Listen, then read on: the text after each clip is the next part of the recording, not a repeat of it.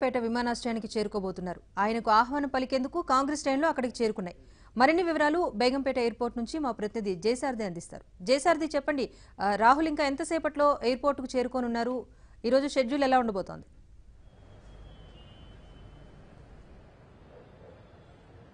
రాజేశ్వరి, మరి కాసేపటి అంటే 11 గంటలకు ఢిల్లీ నుంచి రాహుల్ గాంధీ, కాంగ్రెస్ పార్టీ అధ్యక్షుడు రాహుల్ గాంధీ బేగంపేట విమానాశ్రయానికి చేరుకుంటారు. ఇక్కడ నుంచి కొడంగల్ బయలుదేరుతారు. కొడంగల్ నుంచి ఆ తర్వాత ఖమ్మంలో చంద్రబాబుతో కలిసి తొలిసారిగా బహిరంగంగా సమావేశంలో పాల్గొంటారు. ఆ తర్వాత ఆయన మళ్ళీ సాయంత్రానికల్లా హైదరాబాద్ చేరుకొని చంద్రబాబుతో కలిసి ఉమ్మడిగా హైదరాబాద్ లో 2-3 చోట్ల ప్రచారంలో, రోడ్ షోల్లో పాల్గొంటారు.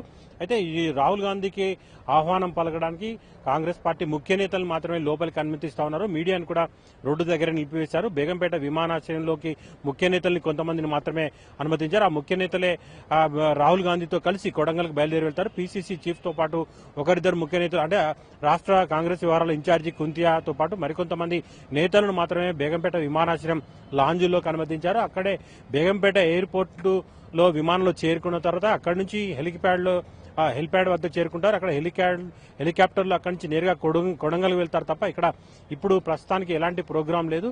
కేవలం ఇక్కడికి బేగంపేట ఎయిర్పోర్టుకు రావడం, ఇక్కడి నుంచి నేరుగా కొడంగల్కి వెళ్లడం మాత్రం ఇప్పుడున్నటువంటి షెడ్యూల్.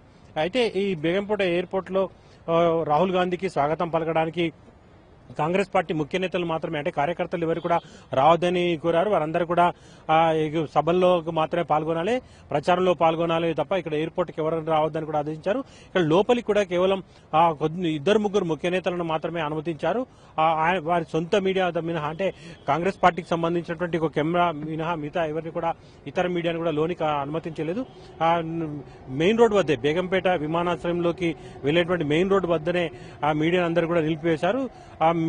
అయితే ఈ మొత్తం మీద చూసినట్టయితే రాహుల్ గాంధీ, చంద్రబాబు మొట్టమొదటిసారిగా, అంటే పొత్తు కోసం ఇద్దరు నేతలు కలిసినప్పటికీ కూడా పొత్తు కోసం పొత్తు పెట్టుకున్న తర్వాత మొట్టమొదటిసారి ప్రజలకు ముందు రావడం, మొదటిసారి కావడంతో మొత్తం తెలుగు రాష్ట్ర ప్రజలు కూడా ఆసక్తిగా ఎదురు చూస్తా ఉన్నారు. ఇది మొత్తం మీద కూడా ఇప్పుడు మనం చూస్తాం రైట్ సైడ్ లో మాయావతి కూడా ఇదే ఎయిర్పోర్ట్ కు వచ్చారు. మాయావతి ఇప్పుడే హైదరాబాద్ చేరుకున్నారు.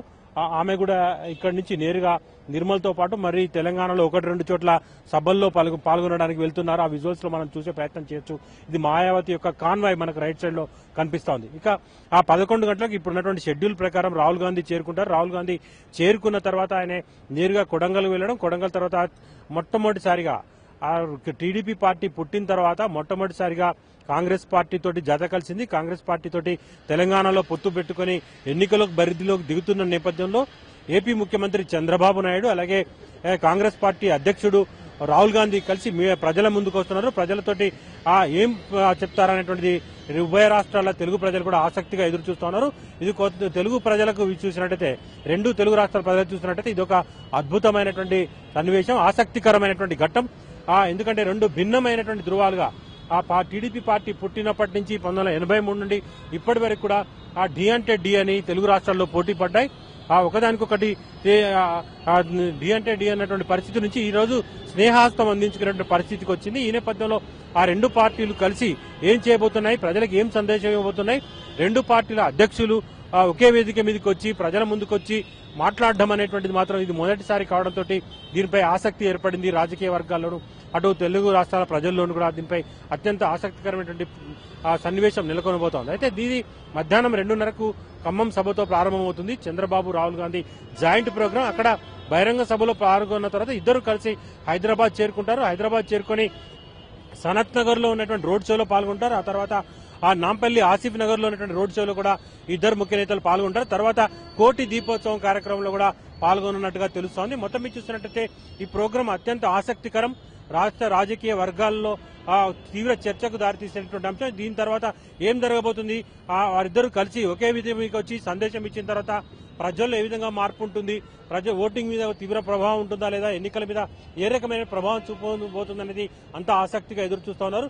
ఈ నేపథ్యంలో ఈ భేటీకి మాత్రం అత్యంత ప్రాధాన్యం ఏర్పడింది రాజేశ్వరి. ఇంకా 11 గంటలకు ఇక్కడ చేరుకోవడానికి ఉత్తమ్ కుమార్ రెడ్డి అలాగే ఆర్సీ కుంతియాతో పాటు ఒకరిద్దరు ముఖ్య నేతలు మాత్రమే రాహుల్ గాంధీ స్వాగతం పలికేందుకు లోనికి అనుమతించారు. మిగతా నేతలందరూ కూడా ప్రచారంలో సభల్లో ఉండాలి, ఎయిర్పోర్ట్కి ఎవరు రావద్దని కూడా ఆదేశించడంతో ఈ కార్యకర్తలను పెద్దగా లోనికి అనుమతించడం లేదు. దాంతో అక్కడే బయట నిలిచిపోయారు. మొత్తం మీద చూసినట్టయితే ఈ రాహుల్ గాంధీ రావడం ఇప్పటికీ 2-3 సార్లు తెలంగాణకు వచ్చినప్పటికీ మొన్న సోనియా గాంధీతో కలిసి సభలో పాల్గొన్నప్పటికీ ఈసారి కాస్త భిన్నమైనటువంటి అంశం. ఈసారి కాంగ్రెస్ పార్టీకి మొదటి నుంచి బద్దహీనంగా కాంగ్రెస్ పార్టీ వ్యతిరేకతతోటి ఆవిర్భవించినటువంటి టీడీపీ కాంగ్రెస్ ఇద్దరు ఒకే వేదిక మీదకి వచ్చిన తర్వాత ఎలా ఉండబోతుంది, ఇప్పుడు రేపటి నుంచి జరిగేటువంటి ప్రచార పర్వం ఎలా ఉండబోతుంది అనేది కూడా ఆసక్తి కలిగిస్తోంది. ఎందుకంటే రేపు కూడా రాహుల్ గాంధీ తెలంగాణలో ఉండబోతున్నారు, అటు భూపాలపల్లి సభలో కూడా పాల్గొనబోతున్నారు.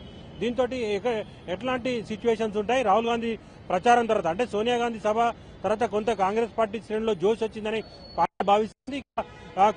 రాహుల్ గాంధీ రోడ్ షోలు అలాగే చంద్రబాబు రాహుల్ గాంధీ కలిసి ఉమ్మడి రోడ్ షోల తర్వాత కూడా మరింత జోష్ వస్తుంది.